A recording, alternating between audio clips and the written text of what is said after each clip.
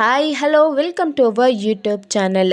First update, Renukaswamy ಕೊಲೆ ಕೇಸಿನ ವಿಚಾರಣೆಯಲ್ಲಿ ನನಗೆ ಜೈಲಿನಲ್ಲಿ ಯಾವುದೇ ಸವಲತ್ತು ಸಿಗ್ತಾ ಇಲ್ಲ. ಬಿಸಿಲನ್ನು ನೋಡಿ ತಿಂಗಳಾಗಿದೆ, ಕೈಯೆಲ್ಲ ಫಂಗಸ್ ಆಗಿದೆ. ನನಗೆ ಸ್ವಲ್ಪ ವಿಷ ಕೊಡಿ, ನನಗೆ ಬದುಕೋದಕ್ಕೆ ಇಷ್ಟ ಆಗ್ತಾ ಇಲ್ಲ ಅಂತ ಜಡ್ಜ್ ಮುಂದೆ ಮನವಿ ಮಾಡಿದ್ದಾರಂತೆ ದರ್ಶನ್. ಸೆಕೆಂಡ್ ಅಪ್ಡೇಟ್, ಕನಿಷ್ಠ ಸೌಲಭ್ಯವನ್ನು ಕೊಟ್ಟು ಬೆಂಗಳೂರಿನ ಪರಪ್ಪನ ಅಗ್ರಹಾರ ಜೈಲಿನಲ್ಲೇ ದರ್ಶನ್ ಮತ್ತು ಉಳಿದ ಆರೋಪಿಗಳನ್ನು ಇಟ್ಕೋಬೇಕು ಅಂತ ನ್ಯಾಯಾಲಯ ಆದೇಶವನ್ನು ಮಾಡಿದೆ. ಅಂದರೆ ಬಳ್ಳಾರಿ ಜೈಲಿಗೆ ದರ್ಶನ್ ಅವರನ್ನು ಶಿಫ್ಟ್ ಮಾಡೋದು ಸದ್ಯಕ್ಕೆ ಇಲ್ಲ. ಮುಂದೆ ಮಾಡ್ತಾರೋ ಏನೋ ಗೊತ್ತಿಲ್ಲ, ಸದ್ಯಕ್ಕಂತೂ ಇಲ್ಲ. ಥರ್ಡ್ ಅಪ್ಡೇಟ್, ಉಪರಾಷ್ಟ್ರಪತಿಯಾಗಿ NDA CP ರಾಧಾಕೃಷ್ಣನ್ ಅವರನ್ನು ಆಯ್ಕೆ ಮಾಡಲಾಗಿದೆ.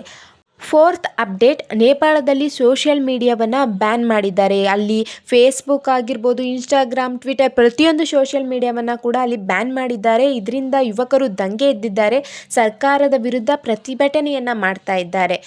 ನೆಕ್ಸ್ಟ್ ಫಿಫ್ತ್ ಅಪ್ಡೇಟ್, ಬೆಂಗಳೂರಿನಲ್ಲಿ ಚಿನ್ನದ ಬೆಲೆ ಒಂದೇ ದಿನಕ್ಕೆ 10 ಗ್ರಾಮ್ಗೆ ರು ಬೆಲೆ ಏರಿಕೆಯನ್ನು ಕಂಡಿದೆ. ಇವಾಗ 10 ಗ್ರಾಮ್ಗೆ ಒಟ್ಟು 1,10,290 ರು ಆಗಿದೆ.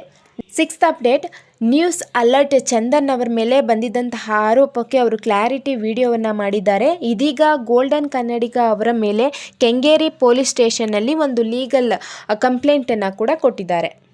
ಸೆವೆಂತ್ ಆ್ಯಂಡ್ ಲಾಸ್ಟ್ ಅಪ್ಡೇಟ್, ಮದ್ದೂರಿನಲ್ಲಿ ಗಣೇಶೋತ್ಸವದ ಮೆರವಣಿಗೆ ವೇಳೆ ಕಲ್ಲು ತೂರಾಟ ಮಾಡಲಾಗಿತ್ತು ಎಂಬ ಆರೋಪದ ಹಿನ್ನೆಲೆಯಲ್ಲಿ ಇದೀಗ ಮದ್ದೂರಿನ ಚೆನ್ನೇಗೌಡ ಬಡಾವಣೆಯ ಬಳಿ ಇರುವ ಈ ಮಸೀದಿಯು ಅಕ್ರಮವಾಗಿ ನಿರ್ಮಾಣವಾಗಿದೆ ಎಂದು ಸ್ಥಳೀಯರು ಜಿಲ್ಲಾಧಿಕಾರಿಗೆ ಮತ್ತು ಪ್ರಧಾನಮಂತ್ರಿಯಾಗಿರುವಂತಹ ನರೇಂದ್ರ ಮೋದಿ ಕಾರ್ಯಾಲಯಕ್ಕೆ ಪತ್ರವನ್ನು ಬರೆದು ದೂರನ್ನು ಸಲ್ಲಿಸಿದ್ದಾರೆ.